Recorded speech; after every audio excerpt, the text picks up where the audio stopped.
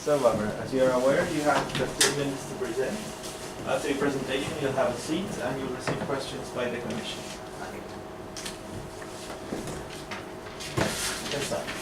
Good afternoon, professors. My research deals with the implications of using translations in the EFL classroom. Well, the background of the research problem is given by the internship experience in the Universidad Santo Tomás Santiago in a 4th grade with 29 students. And the tutor teacher was Natalia Guerrero, whose characteristic to teach was to use translation as for every aspect of the lesson, for instance, instructions or modeling, except when she was disciplining the students. Therefore, the research question is how may the use of translation from L2 to L1 by the teacher be reflected on the target language of EFL learners from a 4th grade. Herein, the general objective is to understand the effect of translations as input on students' oral production. Well, one of the assumptions I came up with first was that translations by the teacher might result in low L2 proficiency by the students. Then, as the process of internship continued, I came up with another assumption, that is, students' oral production might be affected due to the low target language input provided by the teacher, which given that estándares orientadores de carrera para la carrera de pedagogía en inglés and curricular proposal of the 4th grade suggests that the teachers should focus more on communicative prompting communicative instances for students to use the language in contextualized situations. And well, the data collection materials is given by observations recorded in situ. That means that once the teacher was giving the lesson, I was taking notes in the records form, and well, then the materials created were specified as for the specific objectives. The specific objective 1 refers to analyze the teacher's use of translation from L2 to L1. Well, this chart intends to refer to the purpose of the utterance and the teacher's actual utterance in the different stages of the lesson. The specific objective 2 is to describe the participants' talking time of L2 during the lesson time refers more to the context of the participants of the lesson. Well, assessment of trustworthiness of the materials. The materials went through a validation process by the advisor professor, which gave the proper feedback in order to improve the materials. Then such materials were sent to other external validators like a classmate and another professor. That meant the improvement of the materials. And the credibility of the materials is given by the assumptions over multiple realities, dependability to the interpretations of connections, and transferability, similarities of context. Well, since this is a qualitative research with an interpretive paradigm, the results of this investigation might be interpreted as the researcher's wishes in order to produce a result, but contrasting it to the literature. Data collection materials and procedures. Well, as I said before, the observations were taken in situ during the internship experience, and the data was gathered during 3 instances of the internship. In the characteristics of the internship of the setting was that it was natural with non-intrusive researcher and unbiased records. Well, however, since these are observations and the research is a new person within the lesson, it might happen that students might improve their behavior due to the observance paradox by Gas-Markey 2005. Also, Gas-Markey in 2005 refers to that the reasons or motives for the students or the participants' behavior is not really established. Therefore, it's up to the interpretation of the researcher. Well, then the process continued through the transference of the observation forms, the data of the observation forms, to the two materials that I presented. And the focus of those materials is the purpose and the context of participants' usage of language. Well, the data analysis procedure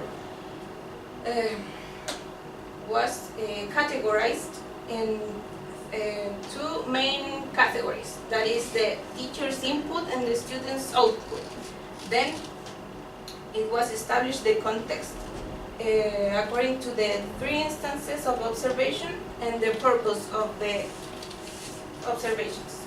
No, I mean the purpose of such utterance during the observations. For instance, the teacher at the beginning of each class, she greets the students in L2, but that is a routine that was established by the previous teacher of the students. Well, it was possible to observe that the instructions and modeling were often translated from L2 to L1 during the three instances of observation. And the discipline was often done in L2, in the mother tongue. Well, students' output of L2 was mainly in the greeting routine at the beginning of the lesson. Then students would use their mother tongue as for asking if they don't understand something. And also, the teacher often elicited knowledge from the students, but asking for translations. And L2 oral output was minimal. The observations of L2 oral output was minimal because there were no really instances to produce the language communicatively. The data analysis procedures. Well, literature contrast of observations and subcategories. Well, as I said before, instructions, modeling, and discipline were the three main subcategories that were analyzed because of the translation issue. Well, Harmer 2007 refers to instruction as the explanation of a task, and to modeling as the actual portrayal of what is expected, establishing parameters to fulfill it. Well, Harmer refers to this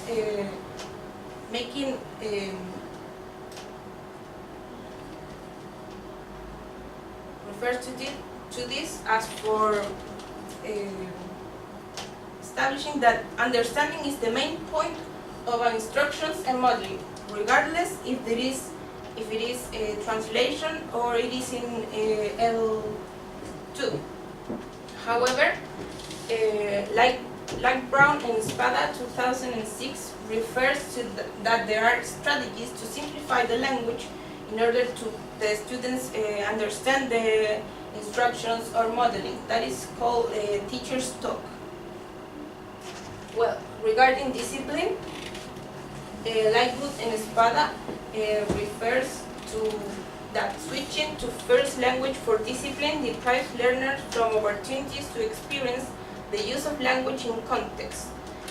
Since students were not really disciplined in L2, they lost the opportunity to be in contact with the language in such occasions. Conclusions and limitations of the process. Well, during this internship, it was possible to observe that the lessons were teacher-centered. Thus, the students that didn't have the opportunity to produce a language communicatively and the use of translations didn't really mean that students weren't able to produce the language orally, because there weren't instances to produce it. The lesson was merely focused on grammar and the completion of tasks, and the limited input produced by the teacher, because she often give an instruction or give the content in English and then she translated. Thus, it created the wrong idea for students that English is not necessary, and they got used to listening the Spanish after the English. And some limitations of this research is that there weren't really much research over the topic, and it wasn't really possible to contrast it with the given situation. Also, it would have been better to use a mixed approach because in that way we could actually assess students' oral production.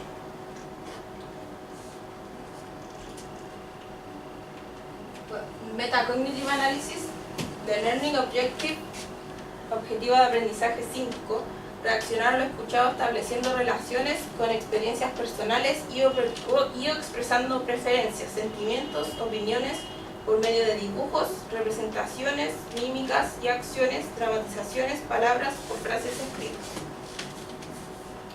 Contents associated regarding the information of the audio, students name colors or clothing and express their preferences about it. Also, they might write or represent those elements that have called their attention. Also, they describe through words and phrases what they have heard, and also they might follow a chant or a song in order to produce actions with their bodies. And then they comment using fixed phrases. Well, my strength, I would produce purposeful listening and training for real-life situations, because students are often exposed to language that is not really used here in Chile. For instance, if they go out, they wouldn't find like normal speech. They would find a person whose own accent and whose own way to communicate. Therefore, there should be a wide variety of input, so students can recognize and being able to communicate and understand. According to Harmer, listening provides grammar, vocabulary, pronunciation, and rhythm, and other things. And the exposure to a wide variety of accents is positive for students' development of skills and the appropriate material of the students' level. Regarding my weaknesses, I consider myself as a serious person, so I don't really feel like doing some kinesthetic movements or songs or chants. Therefore, I might not be able to produce a different type of input for all students. Also, since I like to go straight to the point, I find it quite difficult to elicit further knowledge from the students. As a challenge, I would improve my capacity to engage students in the lesson and challenge students' abilities through different materials and through diverse materials. And also, I find it quite difficult to increment the practice of listening the skill because of the curriculum they have in the schools, in which it is focused on completion of the task using the book as a basis. And also, I would consider important to add cross-curricular features. For example, the content of the lesson through, for instance, history topics or arts. And that's Thank you.